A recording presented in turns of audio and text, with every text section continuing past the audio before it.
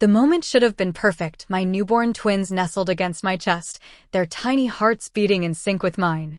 Instead, my husband James chose this exact moment to destroy our world. "I want a divorce," he said, his voice clinical and detached as if discussing a routine surgical procedure rather than the demolition of our 7-year marriage. "I've been seeing someone else. It's been over for us for a long time." Blood rushed to my ears as I stared at him in disbelief, my body still trembling from 18 hours of labor.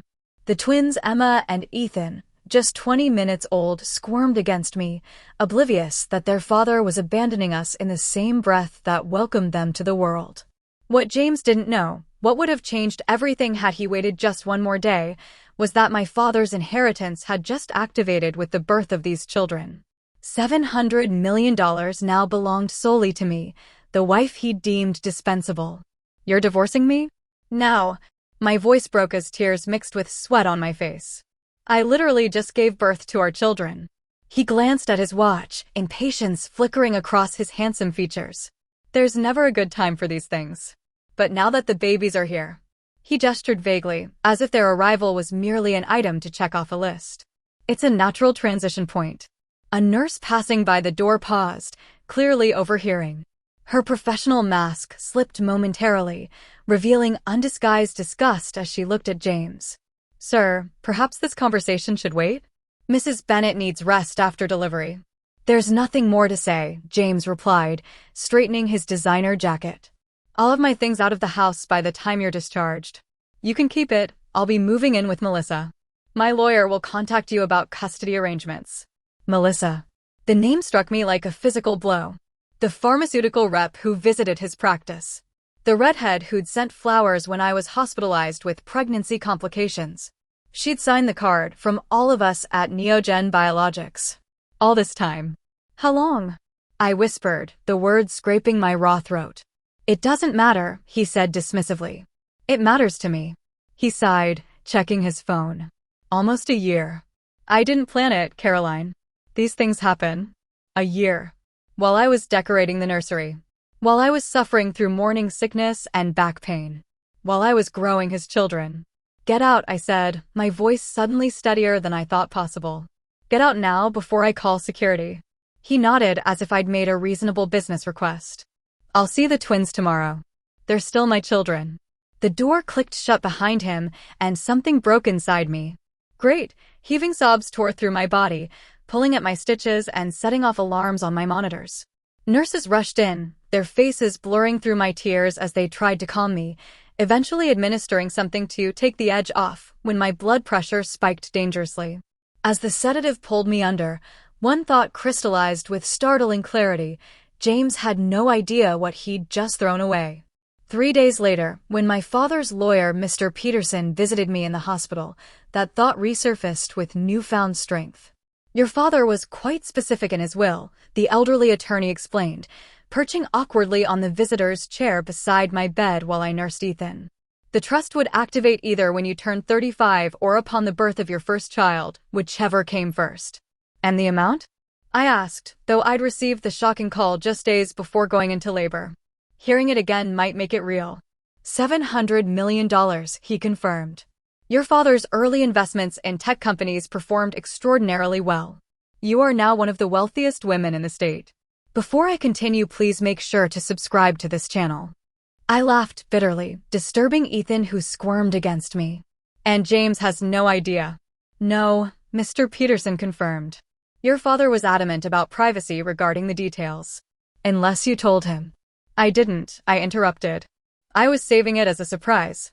After the twins were born, I was going to tell him we'd never have to worry about money again." My voice broke on the last word. Mr. Peterson's expression softened. "Caroline, I understand this is an overwhelming time. The birth of your children, your husband's, unfortunate timing.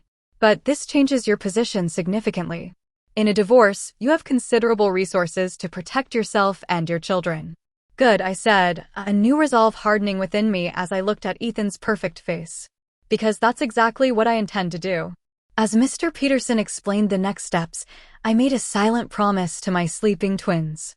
Their father might have abandoned us at our most vulnerable moment, but he had no idea who he was dealing with now. James wanted a clean break? He was about to learn that some decisions come with consequences beyond imagination. My college roommate Sarah flew in to help me navigate those first chaotic days at home. The house, our house, felt cavernous and empty despite James having efficiently removed his belongings as promised. "What a colossal jackass," Sarah muttered, helping me settle the twins in their nursery while I tried not to notice the half-empty closets and bare spaces on shelves where James's books had been. Who actually does this? Who walks out on their wife minutes after she gives birth? A surgeon with impeccable timing, I replied, my attempt at humor falling flat as exhaustion and grief crashed over me in waves. The divorce papers arrived via courier on our 5th day home, clinical, impersonal pages outlining the end of what I thought was forever. James proposed what he clearly considered a generous settlement. I would keep the house, which we'd stretched to afford, receive modest child support, and he would have the twins every other weekend once they were older. His accompanying note called this fair and equitable given our respective financial situations. I laughed until I cried, then cried until I couldn't breathe, sitting on my kitchen floor at 3 a.m. while the twins slept upstairs and Sarah snored softly on the living room couch. 1 week after the birth, Mr. Peterson visited with his most trusted family law attorney, Patricia Holden, a formidable woman with steel gray hair and eyes that missed nothing. James Bennett, Patricia said, reviewing his financial disclosures with a skepticism that suggested she'd already found inconsistencies. Chief cardiothoracic surgeon at Memorial, graduate of Johns Hopkins, son of a federal judge. She looked up at me. Tell me what he doesn't want us to know. I blinked, caught off guard. I'm not sure what you mean. Men like your husband, accomplished, privileged, arrogant, they always have secrets. Especially ones who abandon their families with such precise timing. I thought about it, shifting Emma to my other shoulder as she slept. He's been working closely with a pharmaceutical company, Neogen Biologics. That's where Melissa, the woman he's seeing, works as a rep. Something flashed in Patricia's eyes. Interesting. Any unusual income you're aware of? Unexplained cash? Purchases that seemed beyond your means. The down payment on this house, I said slowly, memories clicking into place. It was larger than we'd saved for. James said he'd made some smart investments that paid off unexpectedly. Patricia made a note. We'll look into that. Now, regarding your inheritance, I recommend we keep that information private as long as possible. Once he learns of your wealth, his behavior will change dramatically.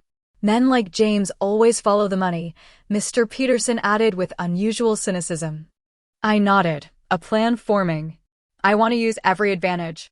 Not out of vengeance, but because my children deserve protection from a father who could abandon them so easily. Good, Patricia said approvingly. Now, I understand he's scheduled his first visit with the twins tomorrow? Yes, I confirmed, anxiety fluttering in my stomach at the thought of facing him again. Sarah will be here. Perfect. Be cordial but reserved. Volunteer nothing about your finances or future plans. Let him believe you're still the same dependent nurse he left behind.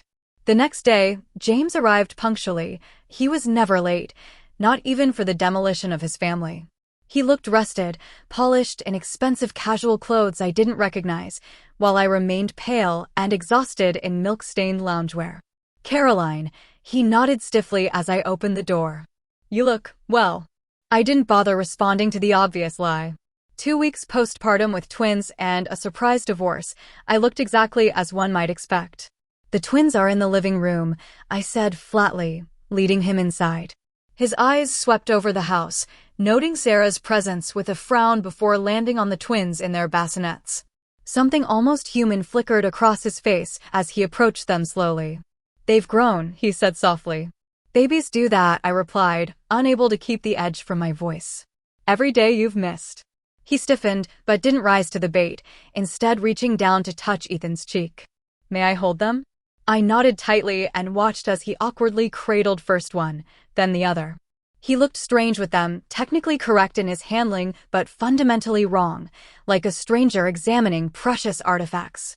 I've signed a lease on a 2-bedroom apartment, he said after several minutes of strained silence. It will have space for them when they're old enough for overnight visits. How thoughtful, I said, the words like acid. Did Melissa help you pick it out? His jaw tightened. I'm trying to be civil, Caroline. This doesn't have to be ugly.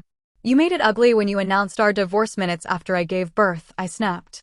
You don't get to lecture me about civility. Emma began to fuss, perhaps sensing the tension, and James handed her back awkwardly. Have you reviewed the settlement offer? I have lawyers handling that now. He frowned. Lawyers, plural? Caroline, that's unnecessary and expensive. My offer is more than fair given our situation. The perfect opening. I couldn't resist. Actually, James, our situation has changed significantly. His eyes narrowed. What do you mean? Do you remember my father's trust? The one that would activate either when I turned 35 or when I had children. He nodded slowly, his surgical mind clearly calculating, piecing together the implications. Well, the twins activated it. And it turns out my father was quite a bit wealthier than either of us realized. I kept my voice casual, bouncing Emma gently. The trust is worth approximately $700 million. The blood drained from his face so rapidly I momentarily worried he might faint. His arms went slack, and I quickly took Ethan from him before he could drop my son. That's not possible, he whispered. Oh, it's quite possible. Dad was an early investor in several tech startups that exploded. Amazon, Apple, Google. He never flaunted it, but he built quite an empire. I settled both twins back in their bassinets. The irony is, if you'd waited just one more day before telling me about Melissa, you might have had a claim to some of it as my husband. James sat heavily on the sofa, his face ashen. $700 million, he repeated, as if saying it might make the reality sink in. Give or take a few million, I confirmed. Of course, this changes everything about our divorce negotiations. My lawyers will be in touch with yours to discuss a more appropriate arrangement regarding the children. Caroline, he said, his voice suddenly soft, pleading a tone I'd never heard from him before. We should talk about this. Maybe I was hasty. The audacity nearly took my breath away. Hasty? You mean when you told me our marriage was over while I was still bleeding from bringing your children into the world? That kind of hasty. I was under a lot of pressure, he said, leaning forward intently. The practice, the house payments. I wasn't thinking clearly. We could try counseling. I laughed, the sound harsh even to my own ears. Let me make something absolutely clear, James. There is no amount of money in this world that could make me take you back. Not after what you did. But the twins, he protested, gesturing toward our sleeping children. They deserve a chance to have both parents together. You should have thought of that before you moved in with Melissa, I said coldly. You made your choice. Now you get to live with it. As he left, shell-shocked and stammering about calling me later, Sarah emerged from the kitchen with a grim smile. That, she said appreciatively, was absolutely magnificent. I sank onto the sofa, suddenly exhausted. He'll be back. Now that he knows about the money, he won't give up easily. Of course he won't, she agreed, sitting beside me. Men like James always follow the money. But now you have the power to set the terms. Looking at my sleeping twins, I felt something shift inside me, grief giving way to determination. James had betrayed us at our most vulnerable moment, thinking I was a disposable wife he could discard without consequences. He was about to discover just how wrong he was. James's call came exactly 3 days after learning about my inheritance, the timing so precise I wondered if he deliberated over the appropriate waiting period. Caroline, his voice was warm, contrite. I hope I'm not calling too late. How are the twins? Cut to the chase, I said, too exhausted for pleasantries as I paced the nursery with a fussy Ethan. What do you want? He cleared his throat. I've been doing a lot of thinking. About us, about my priorities. I made a terrible mistake. Which one? The affair or the divorce? I asked coolly. All of it, he said, his voice cracking with what sounded like genuine emotion. I was lost, Caroline. The pressure of establishing my practice. I lost sight of what really matters. And you've suddenly remembered? How convenient. I know how it looks, he admitted. But I've ended things with Melissa. Completely. I realized she was a symptom of my temporary insanity. You and the twins are my real family. I leaned against the nursery wall, closing my eyes against a wave of exhaustion. And the $700 million had nothing to do with this epiphany?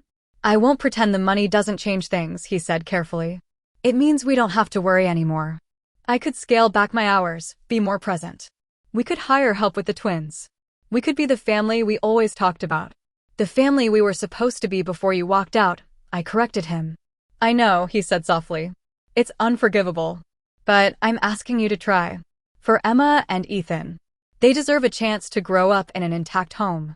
My throat tightened. He knew exactly which buttons to push the children, my own childhood without a mother, my deep desire to give our twins everything I'd missed. I want to come home, Caroline. Or at least to talk. Face to face, not through lawyers. Part of me, the part still raw with abandonment, wanted to scream at him. But another part, the logical part that had spent days consulting with lawyers, recognized an opportunity. Fine, I said after a pause. Come over tomorrow afternoon. Sarah will take the twins for a walk so we can talk privately. His relief was audible. Thank you, Caroline. You won't regret this. After hanging up, I immediately called Patricia Holden. He wants to reconcile, I told her. Now that he knows about the inheritance. Of course he does, she replied, unsurprised. What are you thinking? I'm thinking I want to know exactly what I'm dealing with, I said, laying Ethan in his crib. Before I decide anything, I want complete transparency about his affair, our finances, everything. Smart, she approved. If you're considering reconciliation, and I'm not saying you need a post-nuptial agreement with teeth, and full disclosure of his activities during your marriage. That's exactly what I'll ask for, I agreed. And when he agrees, which he will, I want your team to use those consent forms to find out what he's really been hiding. The next day, James arrived looking every inch the repentant husband, freshly cut hair, expensive but not flashy watch, wedding ring back on his finger. You look beautiful, he said, eyes lingering on my face. Motherhood suits you. I gestured to the living room. Let's sit. He perched awkwardly on the edge of the sofa we'd chosen together years ago. I've missed this place. Missed you. It's been 3 weeks, James, I said flatly. Less time than most of your surgical conferences. He winced. I deserve that. I deserve all your anger. But I want to make this right. I sipped my tea, studying him over the rim. The man I'd married, the man I thought I knew. Had I ever really seen him clearly? Tell me about Melissa, I said. He blinked, clearly not expecting this opening. She was a mistake. It's over. That's not what I asked. When did it start? How long? I want details, James. Complete honesty, or there's no point to this conversation. He shifted uncomfortably. Does it matter? I've ended it. It matters to me, I said quietly. I need to know what I'm forgiving if I decide to forgive. He sighed, running a hand through his hair. It started about 10 months ago. A pharmaceutical dinner. She was intelligent, attentive. She made me feel important. And I didn't? I asked, surprised by how much this still hurt. You were distracted with the pregnancy, with the house. It's not an excuse, he added quickly. Just trying to explain my mindset. So you slept with her because I was busy growing your children, I clarified, my voice hard. He flushed. It wasn't just physical. We connected. But I realize now it wasn't real. What we built together, that's real. I corrected. What we had. He leaned forward. Can have again. Caroline, I know I've hurt you unimaginably. But people make mistakes. Marriages recover from worse. Do they? I asked. Do they recover from a husband walking out minutes after his wife gives birth? With work. With commitment. He reached for my hand, but I pulled away. I'm willing to do whatever it takes. Counseling. A postnuptial agreement if that would make you feel secure. There it was, exactly what Patricia had predicted. He was offering a postnup to show his sincerity, knowing I would ask for one eventually. If we were to try again, I said carefully, I would need complete transparency about everything. Financial records, phone records, emails. Everything. His eyes widened slightly. That seems excessive. Does it? You shattered my trust, James. Rebuilding it would require extraordinary measures. He nodded slowly. I understand. I'm an open book. And I would need a legally binding post-nuptial agreement that protects my inheritance and the children, should you have another lapse in judgment. Of course, he agreed quickly. Too quickly. Whatever makes you comfortable.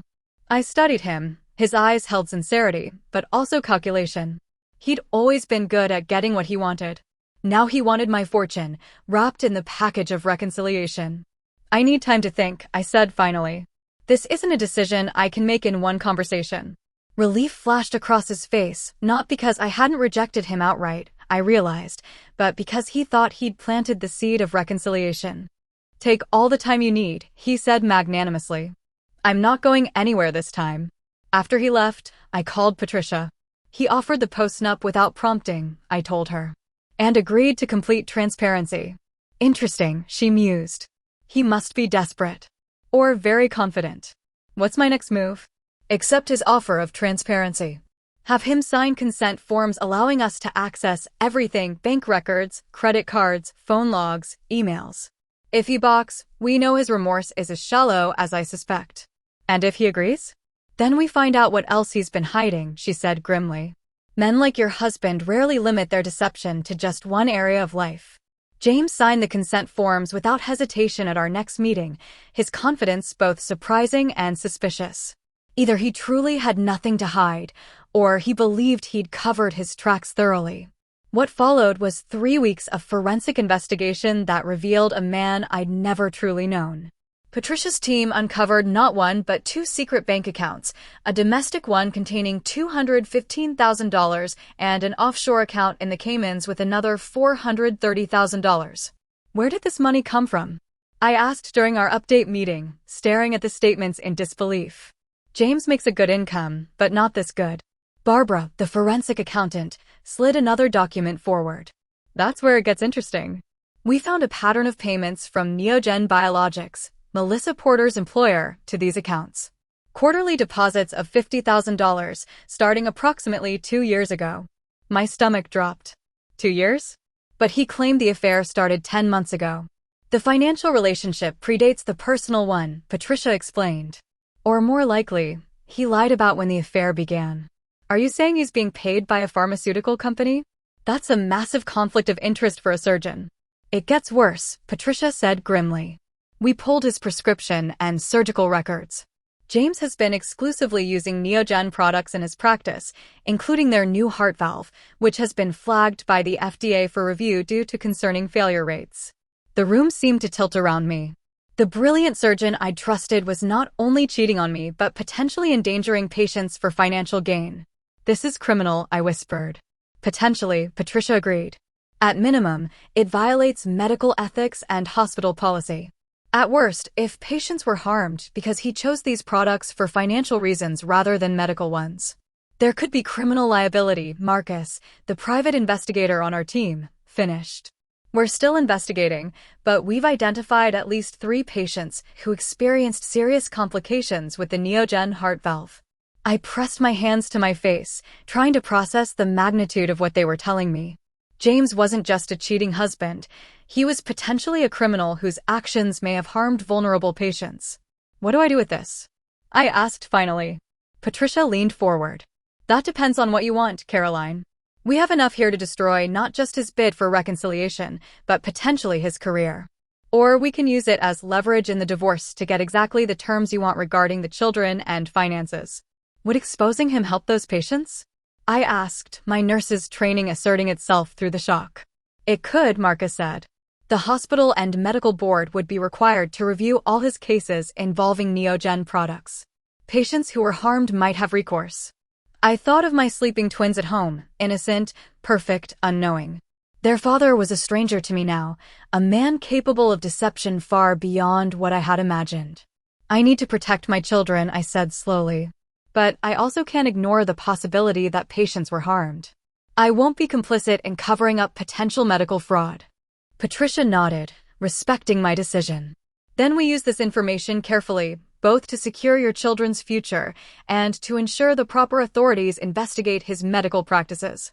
That night, as I rocked Emma to sleep, studying her tiny features that miraculously held echoes of both James and me, I made my decision. The man I'd married, the man I thought I knew, had never truly existed. In his place was someone calculating and corrupt, willing to risk both his family and his patients for personal gain. He would never know that it was his own arrogance, his belief that I would blindly trust his renewed devotion, that had given me the tools to discover his true nature.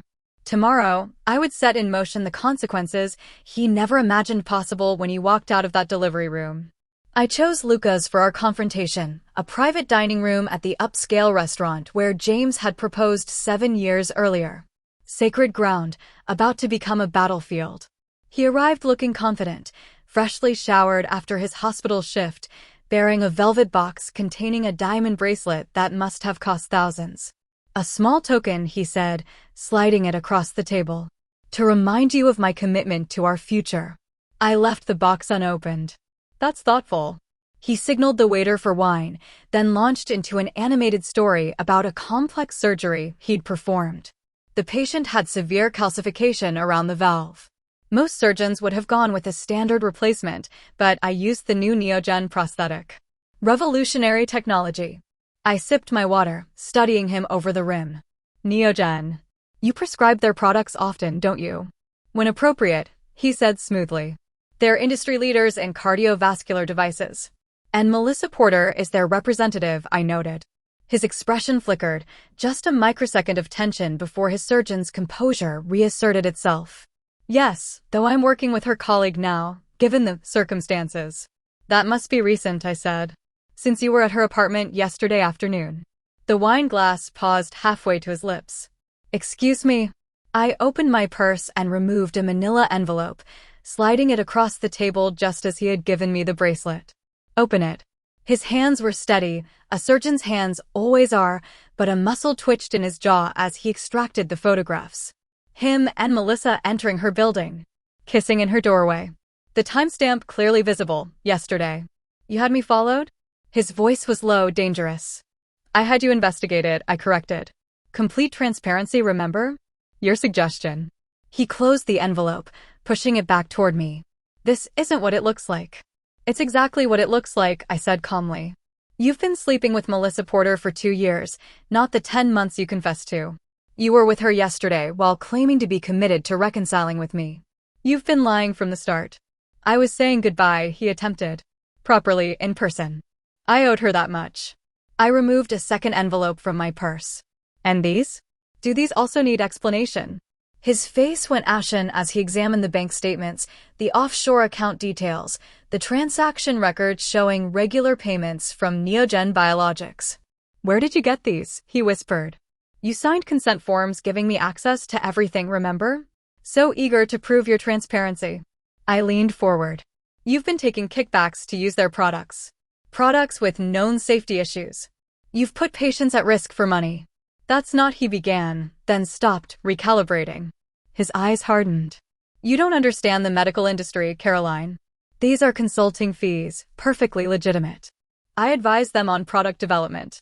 Without disclosing the relationship to your hospital or your patients, I pointed out. The medical board might be interested in your definition of legitimate. For the first time, uncertainty crossed his face. What do you want? The truth, for starters. Though I'm not sure you're capable of it. He glanced around, lowering his voice. This isn't the place for this conversation. It's exactly the right place, I countered. Public enough that you can't make a scene, private enough that we won't be overheard. So tell me, James, was any of it real? Us, our marriage, the life we planned. Something shifted in his expression, the mask slipping to reveal something raw beneath. Of course it was real. I loved you, Caroline. But love doesn't pay for the life I wanted. The life I deserved. And the twins? Were they part of your plan or an inconvenience? His laugh was hollow. They were your dream, not mine. I went along with it because it made you happy. Each word was a blow, yet strangely liberating. The final illusions falling away. And when you learned about my inheritance, that suddenly made family life appealing again. He looked uncomfortable. The money changes things. It means freedom. Options. The ability to stop taking kickbacks for dangerous medical devices? I suggested. His expression hardened. Those devices have helped countless patients. A few complications are statistically inevitable. Tell that to Margaret Wilson, I said, naming one of the patients Marcus had identified. Her statistical complication required 3 additional surgeries and nearly killed her. While you pocketed $50,000 for using that valve. He stared at me, reassessing. What exactly do you think you're going to do with this information? That depends on you, I said evenly. I want a divorce on my terms. Full custody of the twins, with supervised visitation for you until any legal issues are resolved. You relinquish all claims to my inheritance and pay your own legal fees. And if I agree? Then the information about your financial arrangements with Neogen goes only to the hospital ethics committee and medical board, not to the press or prosecutors. I met his gaze steadily. The patients deserve to know if they received substandard care, but I'm willing to let the proper authorities handle it privately. He was silent, calculating. And if I fight you? Then everything becomes public, I said simply. The affair, the kickbacks, all of it.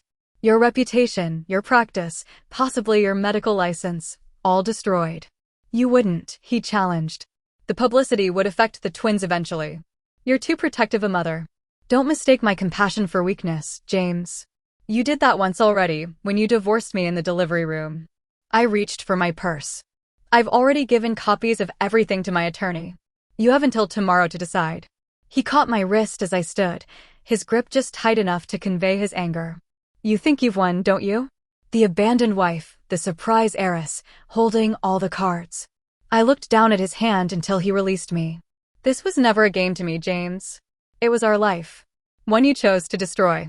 Walking out, I felt his eyes boring into my back, still searching for a way to cut and reshape reality to his advantage. But this time, I held the scalpel.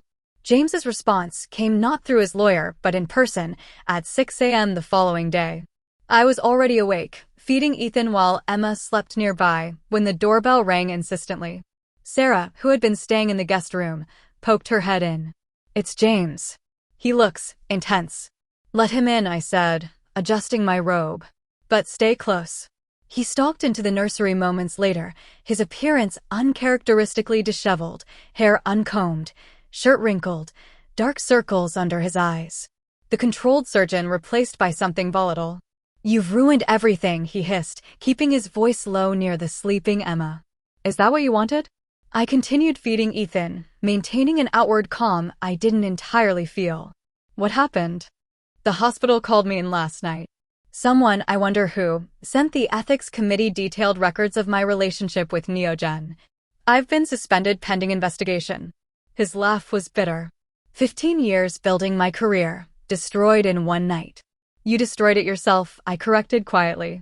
Every time you chose money over ethics. Every time you prescribed a device you knew had problems. You don't understand how the system works, he snapped. Everyone has arrangements. Everyone. Not everyone, I disagreed. And certainly not at the expense of patient safety. He paced the nursery, running his hands through his hair. They're reviewing all my cases now. Every valve replacement, every procedure. Do you have any idea what this will do to my reputation? To my future? I do, I acknowledged. That's why I gave you the chance to handle it privately. You could have agreed to my terms. Your terms, he spat. Surrender everything, crawl away in disgrace. See my children only under supervision like some criminal. You are a criminal, James. Taking kickbacks for medical devices is fraud. Ethan finished nursing, and I gently shifted him to my shoulder. The domestic normalcy of the act seemed to further agitate James. This was never about the children, he accused. This is revenge. You're punishing me for leaving. No, I said firmly. This is about consequences. For your choices, your deception, your willingness to risk patients' lives for profit. I met his eyes steadily. The divorce terms are still on the table. Full custody, supervised visitation, no claims on my inheritance. And if I agree now, you'll call off the investigation? I can't. It's already in motion. But I won't actively volunteer additional information. He laughed harshly. How generous. You've already given them enough to destroy me. I gave them the truth, James. Something you've never been able to offer. He moved closer, his voice dropping to a dangerous whisper. You think you've won. The wounded wife, the moral crusader. But I know you, Caroline. The real you, insecure, desperate to please, always seeking validation. You weren't enough for me then, and all the money in the world doesn't change that. The words were calculated to wound, to find the soft places in my armor. A month ago, they might have devastated me. Now, looking at my son in my arms, my daughter sleeping peacefully nearby, they felt like the last gasps of a drowning man. If that's what you need to believe, go ahead, I said quietly. But you should leave now. My attorney will contact yours with the divorce papers. This isn't over, he warned, moving toward the door. I won't be the only one facing scrutiny when I tell my side. After he left, Sarah rushed in. Are you okay? Should I call someone? I shook my head, settling Ethan back in his bassinet. No. He's lashing out, but he's cornered and he knows it. What did he mean about telling his side? He'll try to paint me as vindictive, unbalanced. The jealous wife using her money to destroy him. I smiled sadly. But the records speak for themselves. The payments, the patient complications, those aren't things I invented.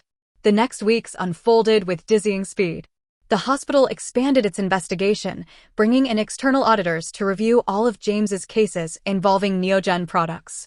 The medical board launched its own inquiry. 3 patients, including Margaret Wilson, filed malpractice suits after being informed their complications might be related to the questionable devices. James, true to his word, fought back. He gave an interview to a medical journal, claiming he was being targeted because of his innovative approach to cardiac surgery. He portrayed himself as a victim of hospital politics and a vengeful ex-wife. He filed for joint custody of the twins, claiming I was emotionally unstable and using my newfound wealth to wage a personal vendetta. Through it all, I maintained my focus on Emma and Ethan, who remained blissfully unaware of the storm surrounding their father. Emma's first real smile, Ethan's growing strength as he learned to hold his head up, these moments anchored me, reminding me why this fight mattered. 6 weeks after our confrontation at Luca's, Patricia called with news. The hospital's investigation is complete, she said. The findings are damning. 17 patients received the questionable Neogen valve after James began receiving payments. 12 experienced complications above the expected rate. 2 required additional surgeries. 1 died. My hand tightened on the phone. Someone died. An elderly patient last year. The autopsy indicates valve failure was a contributing factor. Her voice softened. The hospital is notifying all affected patients. And the district attorney's office has requested the files. Criminal charges? I whispered. Possibly. Fraud, at minimum. If they can prove he knowingly implanted defective devices for financial gain. I closed my eyes, absorbing the magnitude of what James had done. Not just betrayed me, but betrayed his oath as a doctor. Betrayed vulnerable patients who trusted him with their lives. What about our case? I asked finally. His custody claim is effectively dead, Patricia assured me.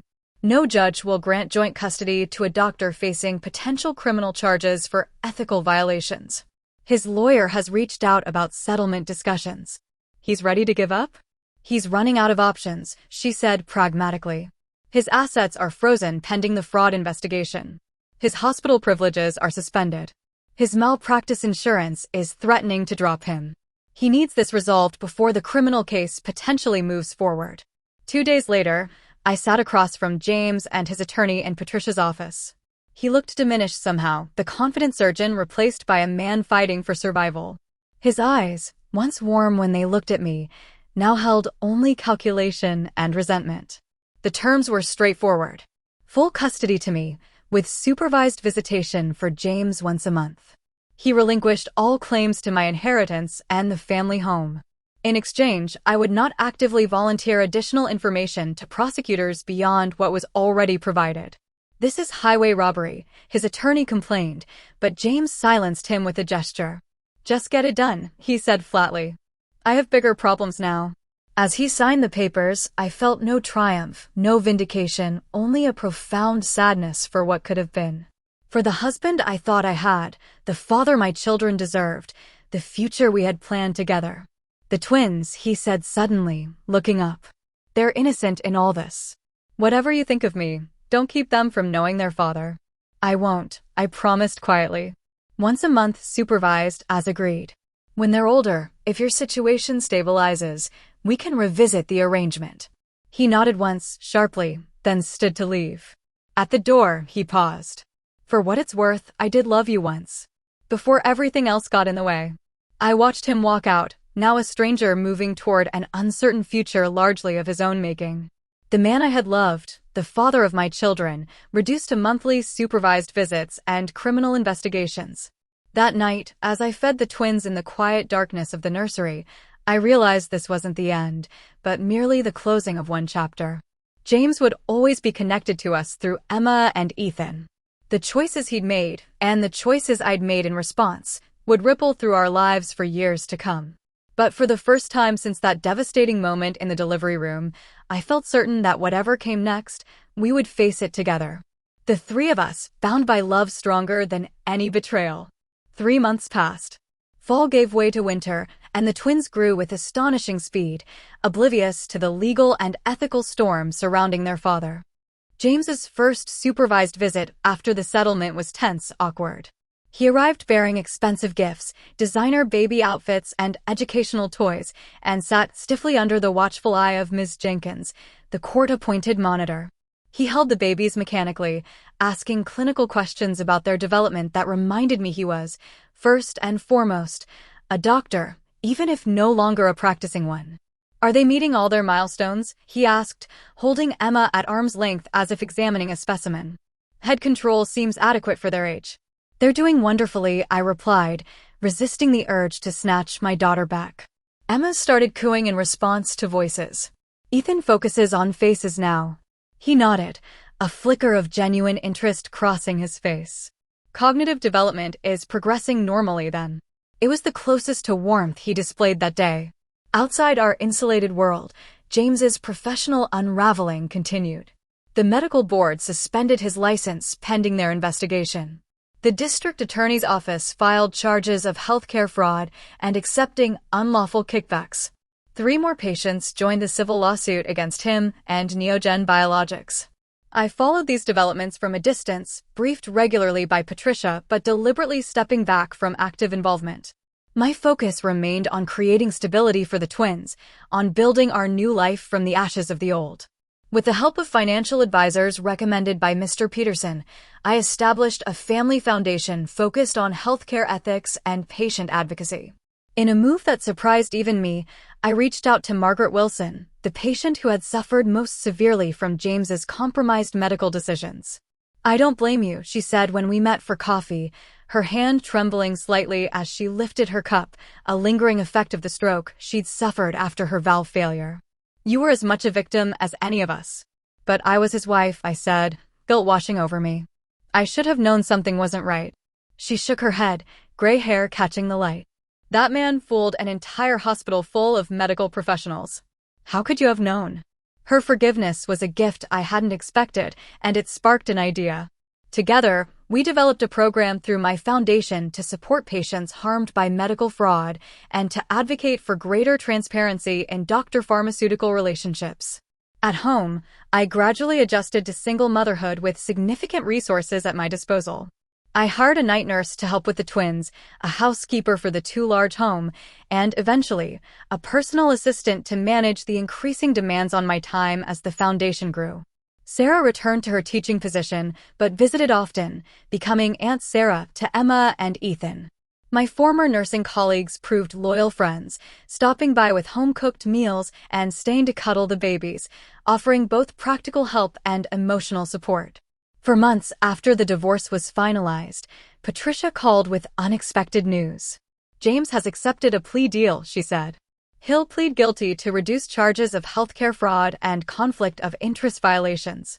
"What does that mean?" I asked, watching Ethan attempt to roll over on his play mat. "No prison time, but significant financial penalties. Restitution to affected patients. 5 years probation." She paused. "And permanent surrender of his medical license." I sat down heavily, absorbing the implications. James Bennett, brilliant surgeon, would never operate again. Never save another life. Never fulfill the potential that had once dazzled me. How is he taking it? I asked, surprised by my own concern. Hard to say. His lawyer indicates he's struggling with the loss of his identity. He's selling his apartment, liquidating assets to pay the penalties. That night, after the twins were asleep, I sat on my patio with a glass of wine, contemplating the strange turn my life had taken. 6 months ago, I had been a pregnant nurse, excited to start a family with my successful surgeon husband. Now I was a single mother of twins, an heiress managing a substantial fortune, and the ex-wife of a disgraced doctor. I was still sitting there when my phone lit up with a text from an unknown number. I heard about the foundation. The patient advocacy work. It's good what you're doing. Jay. I stared at the message, unsure how to respond or if I should respond at all. Finally, I typed. They deserve better than what happened to them. His reply came quickly. They do. I'm sorry. For all of it. The first genuine apology he'd offered, not for show, not to manipulate me back into his life, but a simple acknowledgement of harm done. I didn't reply, but I saved the message. James's monthly visits gradually became less awkward, though never truly comfortable. As the twins grew more interactive, smiling, reaching, eventually sitting up on their own, he seemed to develop a genuine, if distant, interest in them.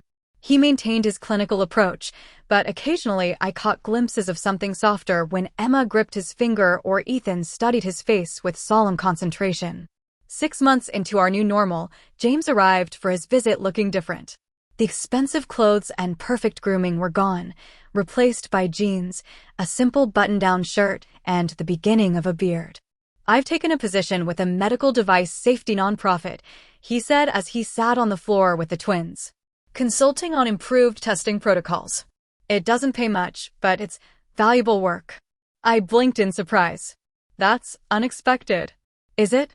He looked up, a rueful smile touching his lips. I know too much about what happens when these devices fail. Seems like that knowledge should be put to use.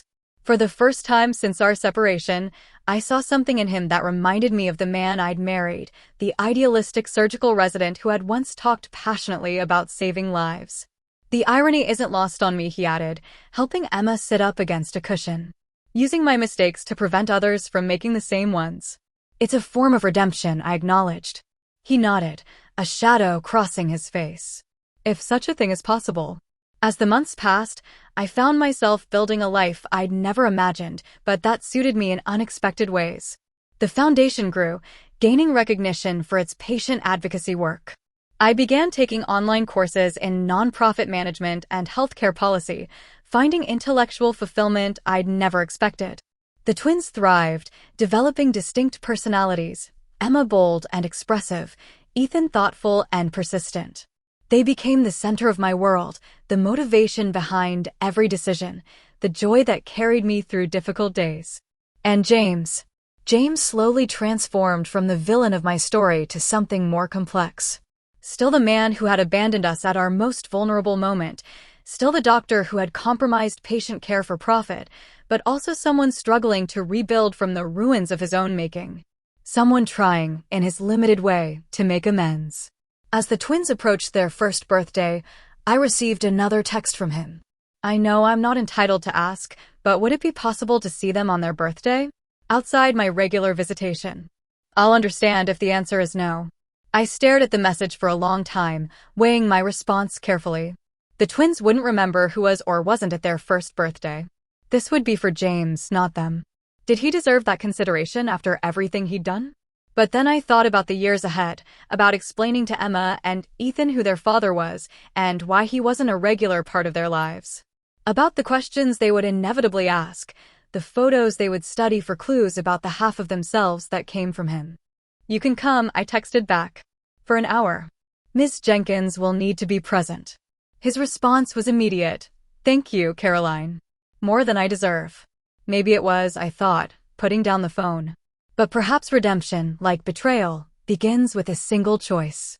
And while I would never forget what James had done, I could acknowledge that the path forward, for all of us, might be more complex than I'd initially imagined. 1 year passed.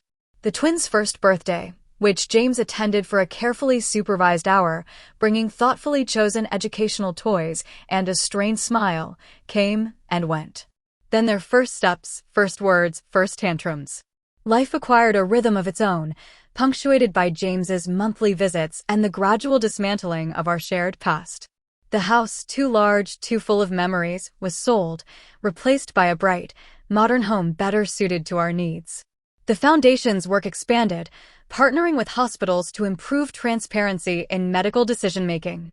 I found unexpected fulfillment in this work, using my nursing background and my own experience to advocate for vulnerable patients. James continued his role with the medical device safety nonprofit, gradually earning a reputation as a valuable consultant whose first-hand knowledge of industry pitfalls proved invaluable. Our interactions remained formal but increasingly civil.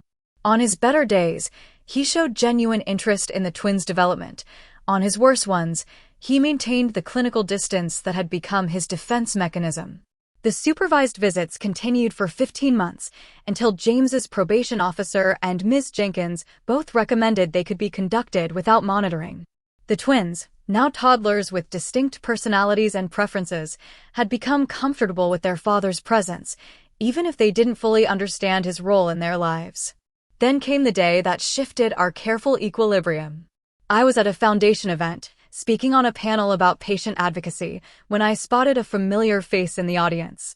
Melissa Porter, James's former lover and pharmaceutical representative, sat in the third row, watching intently as I discussed the importance of disclosure in doctor-industry relationships. My prepared remarks faltered momentarily, but I recovered quickly and finished the panel without further incident. Afterward, as attendees mingled over coffee, she approached hesitantly. "Mrs. Bennett," she began, then corrected herself. "Ms. Mitchell, I mean. I hope I'm not intruding." "It's surprising to see you here," I acknowledged, keeping my voice neutral despite the surge of complicated emotions her presence triggered. She nodded, visibly uncomfortable. "I've been following your foundation's work. It's important, especially to someone like me who's seen the industry from the inside." I studied her more carefully. The polished pharmaceutical representative was gone, replaced by someone more subdued, dressed in the simple business attire of a different profession. "I don't work for Neogen anymore," she offered, noticing my assessment. "I left after everything came to light. I'm with the FDA now, in their device approval division." "That's quite a change," I observed. "After what happened with James, Dr. Bennett, I couldn't continue as before." She hesitated. "I want you to know I never knew about the device issues. I was selling what they told me was safe, effective technology. But you knew he was married," I couldn't help pointing out. "With twins on the way." She flushed. "Yes, there's no excuse for that part.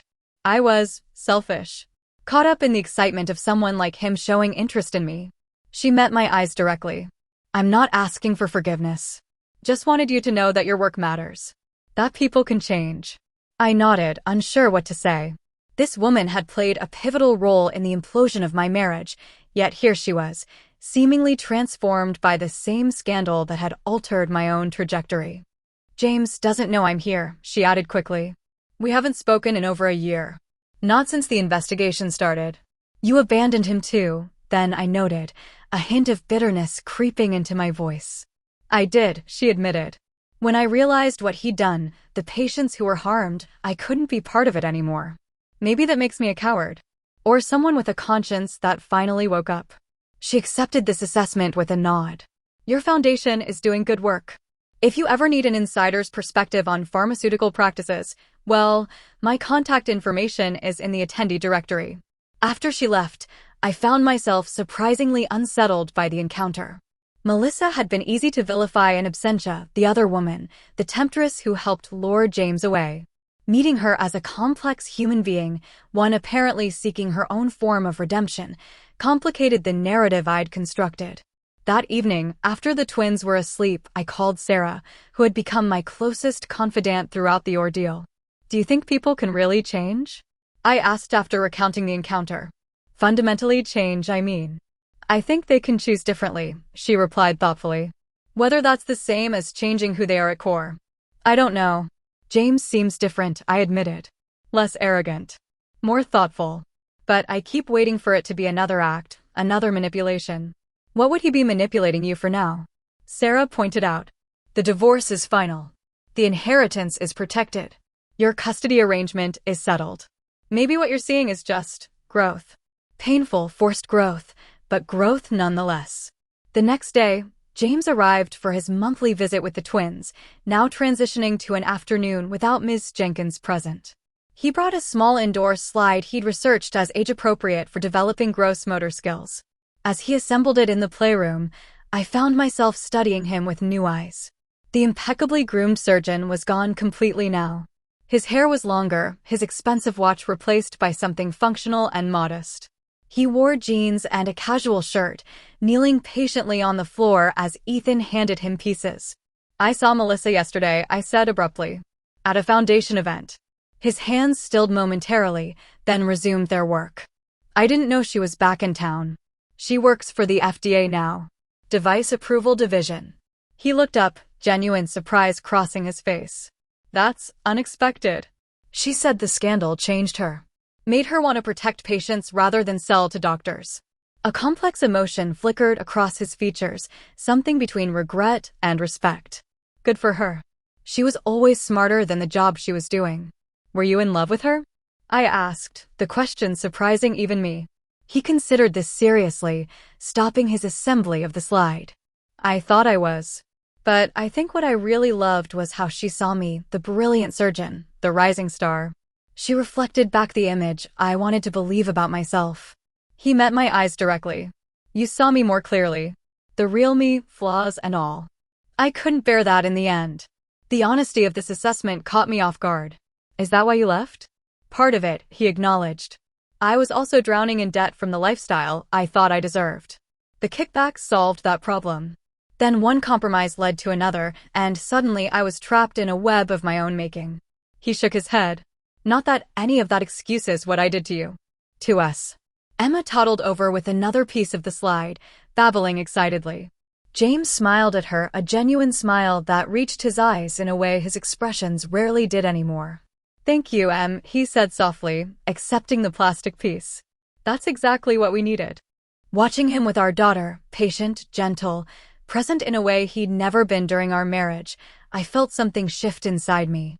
Not forgiveness, exactly, but a recognition that the man before me was not entirely the same one who had walked out that day in the delivery room. The twins' daycare is having a parent observation day next week, I said, surprising myself again. If you're interested, you could attend. Separately from me, of course. He looked up, naked hope flashing across his face. I'd like that. Very much. Over the following months, our rigid visitation schedule gradually relaxed into something more natural. James began coming for dinner occasionally, staying to help with bath time and bedtime stories. He attended doctor's appointments when his schedule allowed, offering his medical knowledge in service to his children rather than his ego. We were not friends, exactly, and certainly not reconciled as a couple. The betrayal ran too deep, the hurt too profound for that kind of healing. But we were finding our way toward a new kind of relationship, co-parents who shared concern for two small humans who deserved the best from both of us. I've been offered a position in Boston, James told me one evening after the twins were asleep. We were sitting on the patio, the distance between our chairs a physical manifestation of the careful boundaries we maintained. Leading a research initiative on medical device safety protocols. My heart sank unexpectedly. You're moving away? I'm considering it, he said carefully. It's important work. A chance to prevent others from making the mistakes I made. What about the twins? He looked down at his hands. That's why I haven't accepted yet. I'd want to maintain my relationship with them. See them regularly, not just on holidays or special occasions. That would be difficult with you on the opposite coast. I know. He hesitated. Unless what? I prompted when he didn't continue. Unless you'd consider relocating the Foundation's headquarters. Boston has some of the best medical institutions in the country. Your work could have even greater impact there. I stared at him, processing the suggestion. You want me to uproot our lives so you can take a job? Not just any job, he said quickly. And not just for me. For the twins to maintain a relationship with both parents. For your foundation to expand its reach. He met my eyes directly. I know I have no right to ask. After everything I've done, you'd be justified in telling me to go alone and figure it out. But I'm trying to find a solution that works for all of us. To my surprise, I found myself considering it. The Foundation was at a point where expansion made sense. Boston's medical community would offer connections and opportunities that could amplify our work. And while I'd rebuilt a life here, it wasn't so deeply rooted that it couldn't be transplanted. I'll think about it, I said finally. That's all I can promise. He nodded, clearly having expected outright rejection. Thank you for considering it. That night, as I lay awake contemplating this potential new chapter, I realized how far we'd come from that devastating day in the delivery room. The journey had been painful beyond imagining, filled with betrayal, revelation, and consequences, but it had also forged me into someone stronger, wiser, and more capable than I'd ever believed possible. The irony wasn't lost on me. James's cruel abandonment, meant to discard me as he moved on to a more exciting life, had instead catalyzed my transformation into someone who could now consider his needs and requests with compassion rather than vengeance. Not because I'd forgotten what he'd done, but because I'd grown beyond the need to punish him for it. 6 months later, I stood in our new Boston home, watching movers carry in furniture as Emma and Ethan excitedly explored the unfamiliar space. The decision to relocate hadn't been easy, but after careful consideration, it had felt right not just for the twins' relationship with their father, but for my own professional growth and the Foundation's mission. "Mama, big stairs," Emma called, pointing to the central staircase with toddler delight. "Yes, sweetheart. But we walk carefully on stairs, remember." I moved to supervise their exploration, marveling at how adaptable children could be. To them, this was simply a new adventure, not the complex emotional reckoning it represented for me. The house, a renovated Victorian in Cambridge with enough space for the twins to grow and for my home office, was 15 minutes from James's new apartment and 20 from the Foundation's newly established Boston headquarters. We'd selected it together in a surprisingly collaborative process that highlighted how far our relationship had evolved. "This neighborhood has excellent schools," he'd noted during our house hunting trip. "And that bay window would make a perfect reading nook for the twins." Gone was the man who'd viewed the nursery as my project, children as my dream. In his place was someone genuinely invested in creating a nurturing environment for Emma and Ethan, even if he wouldn't be living there himself. Our new arrangement took shape gradually. James visited several times a week for dinner and bedtime routines. He took the twins on Saturday mornings so I could have time to myself. We navigated holidays and special occasions with increasingly natural coordination. Not the family we'd once planned to be, but a different kind of family nonetheless, one built on hard-earned respect rather than romantic love. James flourished in his new role leading medical device safety research. The position suited him in ways surgery never had, channeling his precision and attention to detail into protocols that would protect patients rather than impress colleagues. He seemed humbler, more grounded, still brilliant, but without the driving need for acclaim that had previously defined him. The Foundation's work expanded significantly with our Boston location. We partnered with Harvard Medical School on a curriculum addressing pharmaceutical influence in medical education. Massachusetts General Hospital adopted our transparency guidelines for doctor-industry relationships. Margaret Wilson, who had moved to Boston to help lead our patient advocacy program, became a powerful voice for those harmed by medical negligence. One evening, after James had returned the twins from their Saturday outing, he lingered in the kitchen as I prepared their lunch for the next day. "There's a benefit next month for the hospital's new patient safety initiative," he said, carefully casual. "I'm speaking briefly about our research. I thought, perhaps you might want to attend. The Foundation would be a natural partner for the program." I glanced up, recognizing the invitation for what it was: not a date, but a public acknowledgement of our evolved relationship.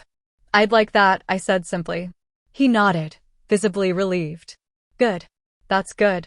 As he turned to leave, I found myself adding, "James, I'm proud of the work you're doing now." He paused, surprise and something deeper flickering across his face. "That means more than you know."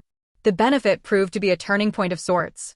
Seeing James in his professional element, speaking passionately about protecting patients rather than advancing his career, confirmed the changes I'd observed.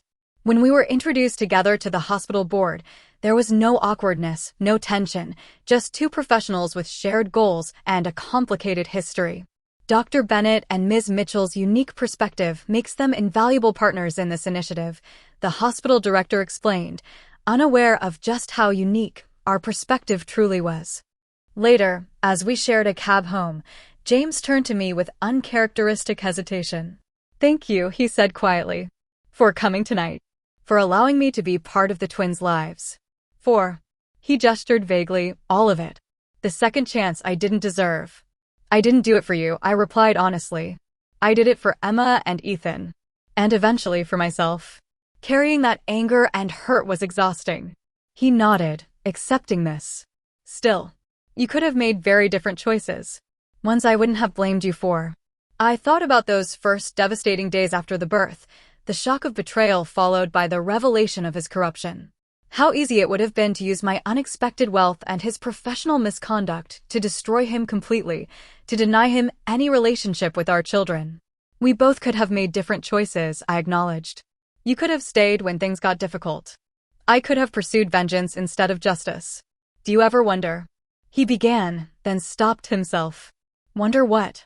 Where we'd be if I hadn't walked out that day. If we'd learned about your inheritance together, as a family. I'd asked myself the same question many times over the past 2 years. I think we'd still be unhappy, I said finally. You would have stayed for the money, not for love. I would have always wondered if you were faithful, if you truly wanted our family or just our fortune. The foundation wouldn't exist. You'd still be putting patients at risk with questionable devices. When you put it that way, he said with a rueful smile, perhaps my colossal mistake was for the best, in a twisted way. Not for the best, I corrected him gently. But something meaningful came from it. For both of us.